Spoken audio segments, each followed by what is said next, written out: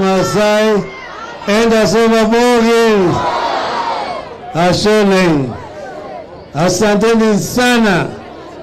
Tumerudi Mtulele. Baba amekuja na jeshi lake. Sasa mimi nina furaha kuona vile mmekuja kwa wengi namna hii. Saa imeoma. Lakini niko na maneno machache nataka niseme hapa siku ya leo. Kwanza nataka kurudisha nyinyi shukrani kubwa. Asanteni sana. Asanteni sana kwa kura ambayo mlitupigia sisi. Mlipiga kura kwa fujo hapa. Sawa sawa?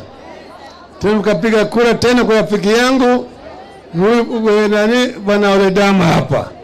Sawa? Tena mkapiga kura kwa ndugu Lekenta. Mlipiga kura ndugu Lekenta kwa fujo kabisa. Na kashinda. Sio? Sasa mambo yalifanyika nyinyi mnajua. Sasa mambo yalifanyika si mnajua? Si mnajua? Yale ambayo tunataka sasa ni dawa ya kutibu hiyo ugonjwa. Sio kwamba tunataka kutibu, sawa? Sasa tulipokuwa tunafanya campaign tulitoa ahadi kwenu hapa. Sio? Mambo ya maji.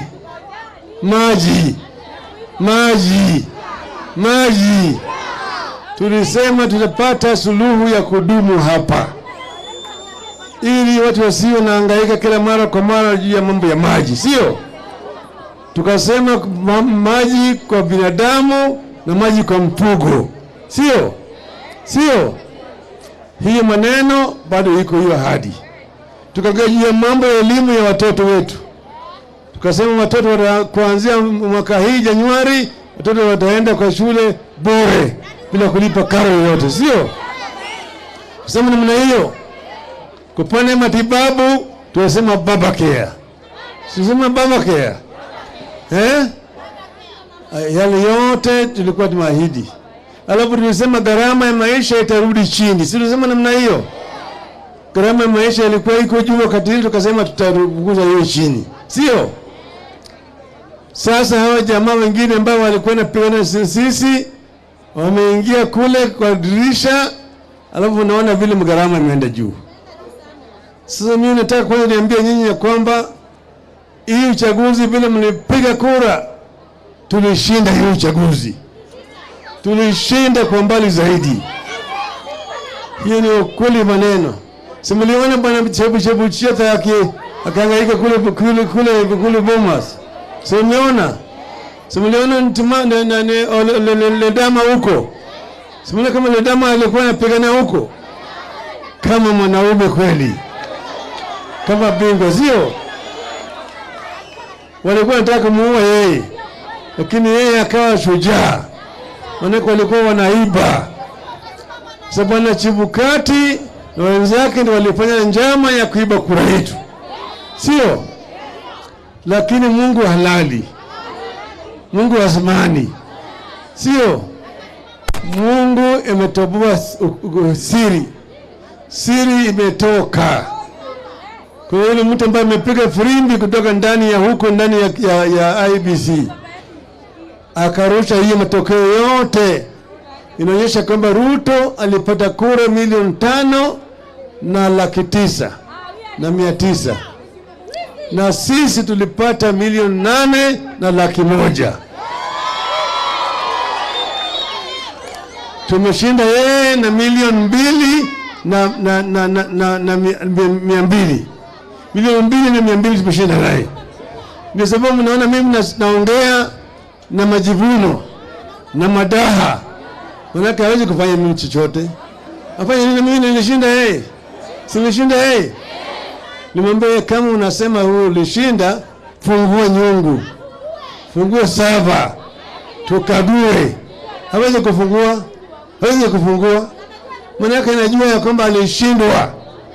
Waliiba na yuche bukati yake. Si mnaona walikuwa pale, walikuwa watu wa 7 ya commission. Kama wame 7, Chebukati na 2 walisema ndio. lakini Cherera na watatu wakasema la. 4 na 3, hivi ni mingi zaidi, hivi ni mingi zaidi. Wengi wa commissioners walisema ya kwamba hiyo matokeo ya Chebukati ni uongo. Silikuwa ni uongo? Si uongo? Silikuwa ni uongo? Sasa sisi wiki 2 iliyopita tulitoa ilani kwa Ruto. Tukamwambia yeye ya kwamba tunataka ndani ya siku 14 ufanye vitu vitatu. Vitu ngapi? Kwanza, hakikisha kwamba gharama ya maisha imerudi chini. Wakaja wanaumia. Angalia bei ya unga irudi chini. Bei ya mafuta irudi chini. Bei ya sukari irudi chini. Karo ya shule irudi chini. Sawa? Hiyo ilikuwa kwanza. Pili, tukamwambia yeye tunataka kuona haki kwa uchaguzi. Fungua ile 7. Fungua ile nyungu pale matokeo lienda.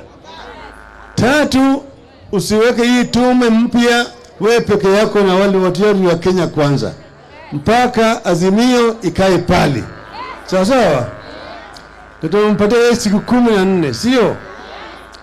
Hiyo iliisha siku ya Jumatano. Usiku wa manane Jumatano iliisha siku 14.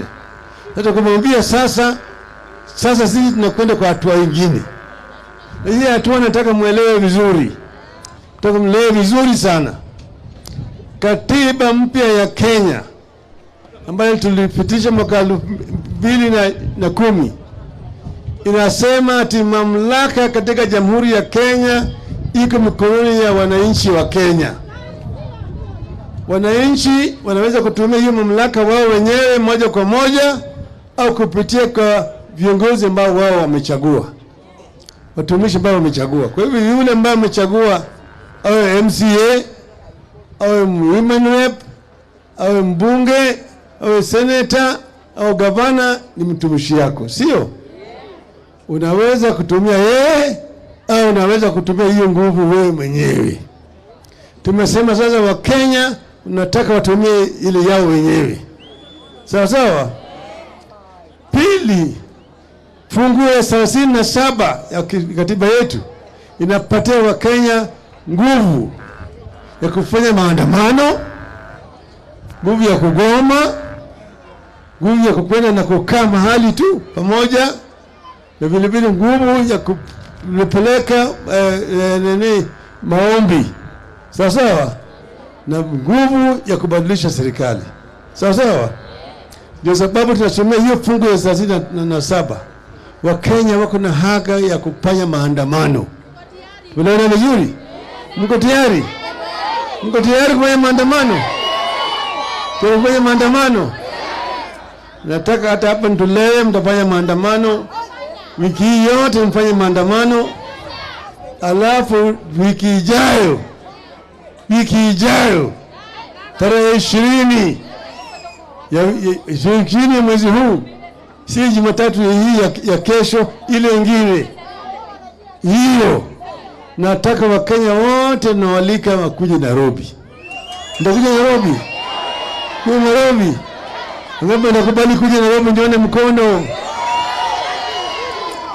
Nataka Ntelele akuje huko. Nataka kuona Masai wanakuja na rungu na shuka. Akina mama na shuka. Wakuja pale. Kufanya vile hii.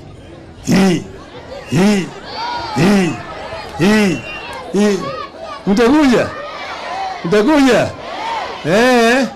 Jana Wajaluo waniambia mimi watakuja pale. Watakuja pale na watakuwa nafanya joy.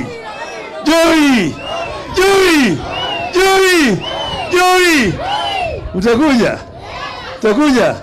Nataka mkuje ili jamaa wajue kwamba Kenya si yao. Maana yake kwa siku chache ambayo wamekuwa kwa utawala wameonyesha mfano mbaya. Umeona hizi ajira, kazi ambayo wanapewa tu kabila moja. Simaona namna hiyo? Si kabila moja inapata kazi hizo. Ukisoma ile Kenya Gazette kila wiki, watu yao tu. Alafu isitoshe wanasema ati Kenya ni kampuni. Kenya ni kampuni ambayo kuna watu ambao wako na hisa. Kuna wengine wako na hisa mingi zaidi, wengine wako na chache. Sasa mmeona yule bwana Gachagua hapo anagachetha. Anasema ati mimi kazi yangu ni kukaa pale, kama wewe naona wewe uko hapa mbele lakini huna share ya kutosha, naomba urudi nyuma. Mwingine mimi napeleka hapa mbele. Sawa. Tunaombea bwana Gachagua, kila Mkenya ako na hisa katika Jamhuri ya Kenya. Kila Mkenya anatoa ushuru. Si nyinyi mnatoa ushuru? Si mnatoa ushuru? Nani anatoa ushuru kwa leo hapa? Nani anatoa ushuru hapa? Nyinyi nyote mnatoa ushuru. Niambie nyinyi mnatoa ushuru? Mama akinunua chumvi pale kwa duka ametoa ushuru. Ukinunua sukari umetoa ushuru. Ukinunua unga umetoa ushuru. Ukinunua mafuta umetoa ushuru kubwa sana. Ukikunywa soda ushuru kubwa sana. Ukivuta sigara hiyo ushuru kubwa ndidi. Ukikunywa ile one for the road ile, hiyo ni mama yake hiyo. Si mnatoa ushuru hiyo? Hata Mtulele tu kutoka asubuhi mpaka sasa wamerekodi ushuru mingi sana kwenu bila nyinyi kujua. Alafu yeye anamwambia nyinyi ya kwamba wao ni wako na hisa, wao ndio wako na shares. Tunamwambia bwana Gachagua, wewe mambo ambayo unafanya ni upumbavu. Tutakufundisha wewe. Wewe hujui. Tutakuonyesha kwamba wewe hujui ya kwamba hujui. Sawa. Kuna mambo mengi tulikuwa tumepanga hapa. Hiyo mimi nilisema ile reli ya moshi ambayo ilikuwa pale. Nilisema itapitia hapa Mtolele, ingie Narok, ingie kule Bomet, ingie huko Kisii, ingie mpaka Kisumu. Nilisema namna hiyo ingekuwa sasa kazi inaendelea. Tulisema tajenga kichinjio kubwa hapo Narok, pale ambaye mifugo zitachinjwa hapa, nyama na toka hapa na kwa process natoka hapa kienda ngambo. Tulisema namna hiyo. Tuliongea mambo ya kilimo ya ngano na kadhalika. Yale yote bado iko kwa store. Kwanza tumalize hii kazi, alafu hiyo kazi itaendelea. Na tutamaliza kujenga hii reli ikwishe. Vijana watapata ajira nyingi zaidi. Tutahakikisha kwamba mambo ya mifugo imehamirishwa hapa. Mambo ya maji tutaangalia vizuri. Mambo ya elimu itakuwa sawa. Mambo ya matibabu tutaangalia kabisa. Na mambo ya wale maskini zaidi tulisema tutaweka nguruwe 6 kila mara kwa mara. Wale wamama wajane ambao hawana watoto na hawana wabwana, tulisema vile tuwasaidie. Tulisema namna hiyo. Na maskini yote tulisema tutawasaidia. Kwa hiyo msikupe moyo, kazi inakuja. Lakini tunaanza na hiyo siku ya Jumatatu 20 mkindimika kule Nairobi. Sawa. Sasa wacha niite yule ambaye tulikuwa naye kwa tikiti moja, Mama Martha Wangari Karua.